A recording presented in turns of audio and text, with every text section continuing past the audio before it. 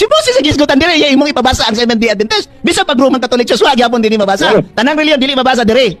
Pero nagpasalamat ta mo ni tungod kay si Moses Sabbath keeper Saturday 7th day, ang Adventista Sabbath keeper 7th day. Si Jesus Christ nagbantay, nag-observe sa Sabbath day 7th day. So sa ato pa ang ulo sa iglesia si Kristo Sabbath keeper.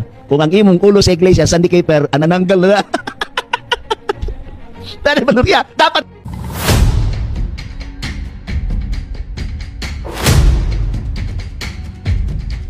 claiming and proving are two different things.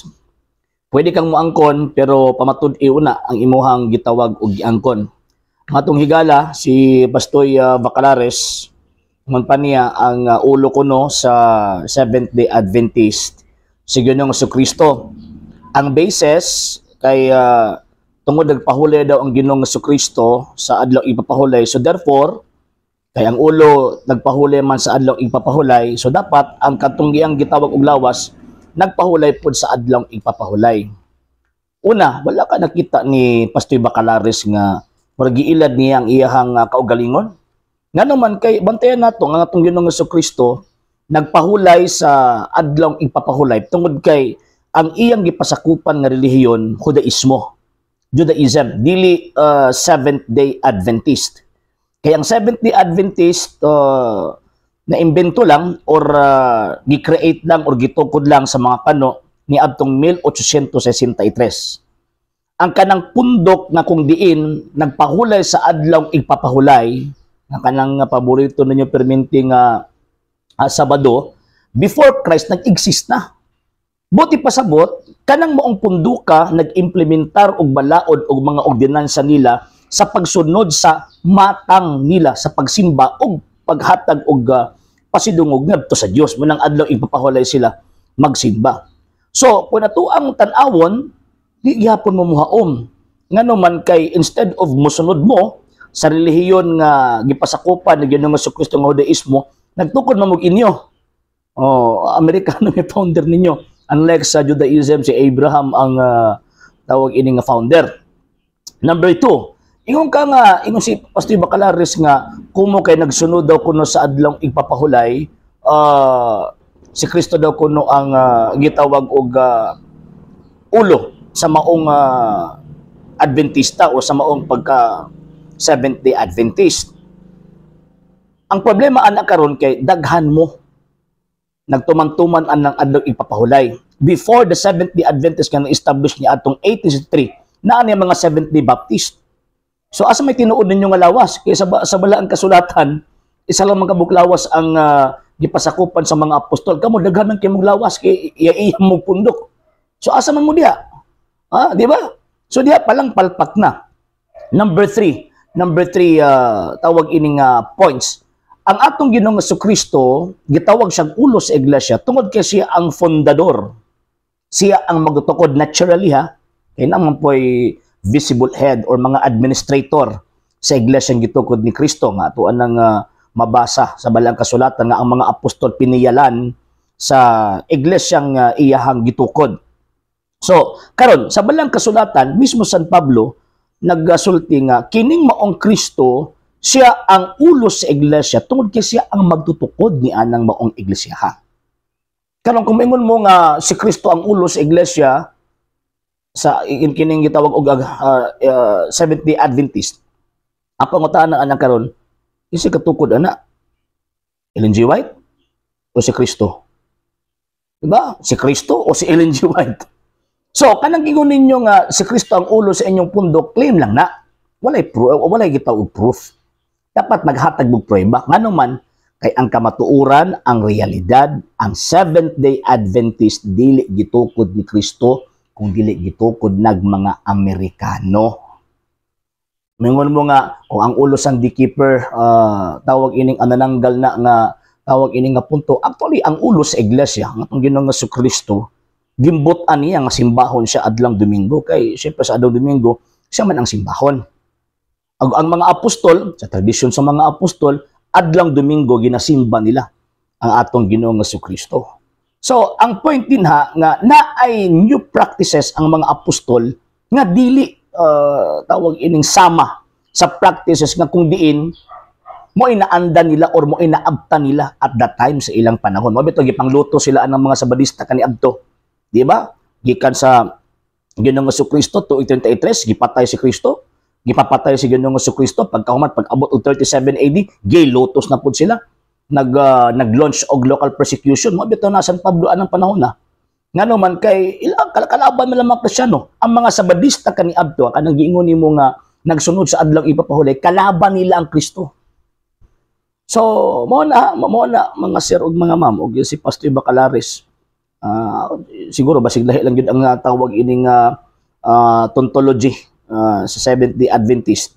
Nga naman tungod kay maghimo-himo ilang kaugalang interpretation nga di mo nalatid sa realidad. Wa man ta nagmatter sa tawag ining pangalan. Actually, tama man yung ni Pastor Bacalares kay wa may gibutang pangalan kay wa man nganli ni Kristo nga iglesia. Pero it does not mean nga di naman na pwedeng pangitaon. O it does not mean nga dili pwedeng maproibahan nga kanang mo iglesia nga ginganlan anang mao ngalana dili na naiyan ni Ginoong Jesucristo. Mabata atong giingon din gina-challenge nato pag-provide mo proof. Kanang inyong interpretation tama na pagkahuman na kanang inyong sekta gi kanang Kristo kay mo na kung yung ganina claiming and proving are two different things. Ang pag-angkon o ang pagpamatuduhan na kam naglahing butang pwede kang moangkon pero pamatudo una. Ingon man ninyo nga si Kristo ang ulo sa tawag ining inyuhang gitawag og pundok, ano sa nahitabo nga si Kristo nagtukod og 70 Adventist. Yang kamaturan nagpabilin baya nga kanang 70 Adventist sulpot lang gikan sa Amerika nya gitukod og makano. Sa hindi pa po nakapag-follow sa mga pages po natin, i-follow niyo po yung mga pages po natin, RJ Horolanciano II, TV Apolia Punto Argumento page, Kuya Apologies TV page, and RJ's Vlog 2022. And pwede rin po kayo mag-send po dyan ng Facebook stars. And also, sa atin po mga channels, sa hindi po nakapag-subscribe, i-subscribe po ninyo yung mga channels natin, The Lay Catholic, Apologies International Official, RJ Sano II TV, Kuya Apologies TV, and Barrio Kawayan Religious Forum.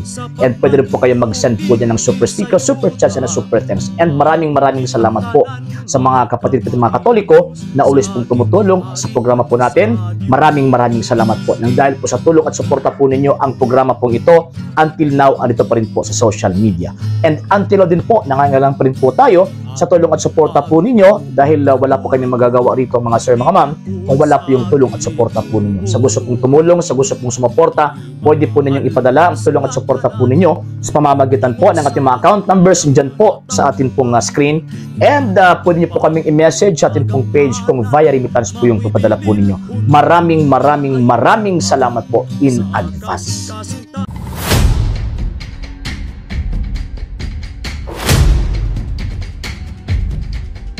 Si Maria dili inahan sa Dios kay si Maria tao dili Dios. Kay ang atong Dios walay sinugdanan ug walay katapusan. Si Maria tao lamang ug gigamit lamang siya sa Dios aron ipakataw ang atong Ginoo aron luwason ka.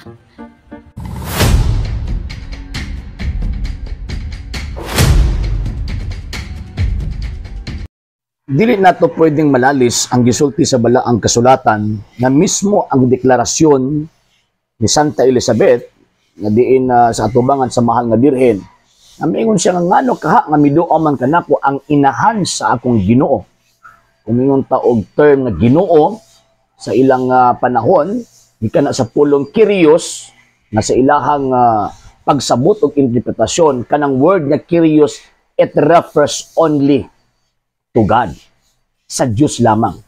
So sa dihang misulti Santa Elizabeth nga ngano man kaha nga miduo man kanako ang inahan sa akong Ginoo, it is an implicit presentation nga niingon sa Santa Elizabeth or gideklara sa balaang kasulatan nga ang mahal nga Birheng Maria inahan sa Dios.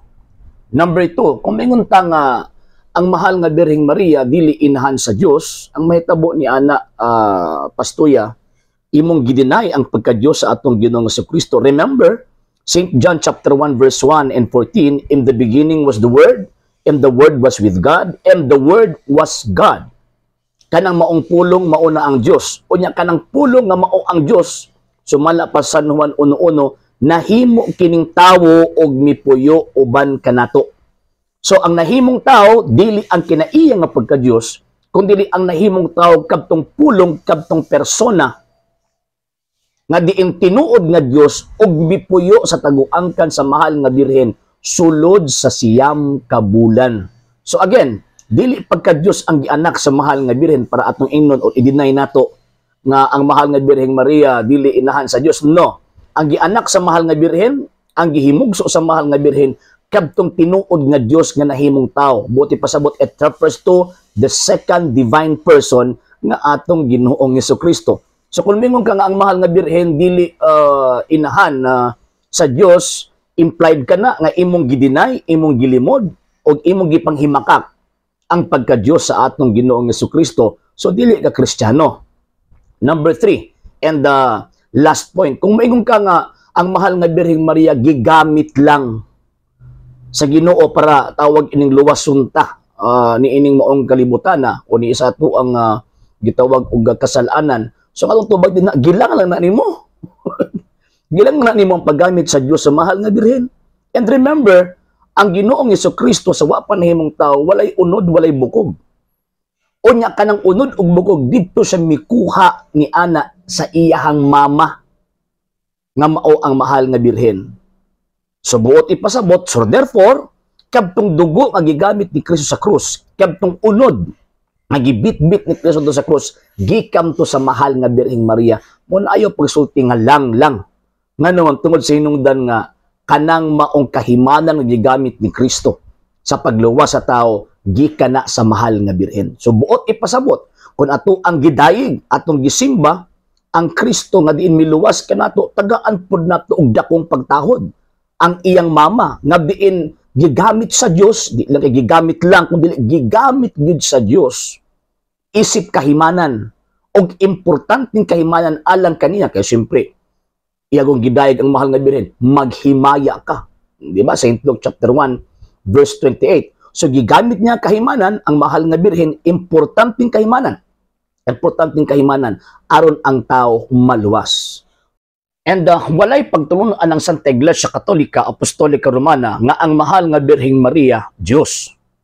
Nagpabilin ang pagtulunan ng simbahang Katoliko, nga ang mahal nga birheng Maria, tao nga gigamit sa Dios apan dili lang kay simpleng gigamit lang again, kung dili siya ang katabang sa Dios aron ta gitawag og maluwas. Kung nahitabo nga si Eva mao ang katabang ni Adan, sa diin ang tao nahulog sa gitawag og kasalanan, mahimo sa Dios nga diin ang tao nga mahal nga birheng Maria mao ang iyang katabang aron ta gitawag og maluwas. So sa tudlo Santa Iglesia Katolika, Apostolika Romana, ang mahal nga birheng Maria, co-redemptrix, katabang nga manluluwas. Manluluwas in the sense nga, siya ang pinakaunang mi-cooperate sa kagustuhan o kabubuton sa Dios nga ang tao luwason. In what way? Pinaagi sa dugo ug unod ni Kristo nga giula sa krus ug kanang dugo ug unod nga giula sa krus ug gigamit dito sa krus gikan na ni anang maong bayhana. So mo na ang tinuod ka nag-ila kang Kristo dapat magtan-aw kag utang kabubuton sa mahal nga birhen. Kung wala pa nasulti ang mahal nga birhen nga fiat, be it done unto me according to thy word, di kita gitawag og maluwas. O kini mga pastoya nga ato ang reaction karon. Nagpa-feeling importante man gani mo nga unsa lang mo. Unsa ka nang mahal nga birhen? Gawas nga gipili sa Dios gihimong kahimanan siya pagid ang reyna. Si Kristo, hari gud si Kristo. Yang iyang mamo si tawag nimo ana. Reyna, di ba? Oh, inahan gud siya sa hari sa mga hari o Ginoo sa mga Ginoo. So sa may tawag nimo niya, Reyna, nya gilang laran nimo. Niyabag. Sa hindi pa po nakapag-follow sa mga pages po natin, i-follow niyo po yung mga pages po natin. RJ Horolanciano II TV, Apolia Punto Argumento page, Kuya Apologist TV page, and RJ's Vlog 2022. And pwede rin po kayo mag-send po dyan ng Facebook stars. And also, sa ating po mga channels, sa hindi po nakapag-subscribe, i-subscribe po ninyo yung mga channels natin, The Lay Catholic, Apologist International Official, RJ Sano II TV, Kuya Apologist TV, and Barrio Kawayan Religious Forum. And pwede rin po kayo mag-send po dyan ng super sticker, super chats, and super thanks. And maraming salamat po sa mga kapatid mga Katoliko na always pong tumutulong sa programa po natin. Maraming salamat po. Nang dahil po sa tulong at suporta po ninyo, ang programa pong ito, until now, andito pa rin po sa social media. And until now din po, nangangailangan pa rin po tayo sa tulong at suporta po ninyo dahil wala po kami magagawa rito mga sir, mga ma'am kung wala po yung tulong at suporta po ninyo. Sa gusto pong tumulong, sa gusto pong sumuporta, pwede po ninyong ipadala ang tulong at suporta po ninyo sa pamamagitan po ng ating mga account numbers dyan po sa atin pong screen, and pwede nyo po kaming i-message sa atin pong page kung via remittance po yung ipadala po ninyo. Maraming salamat po in advance.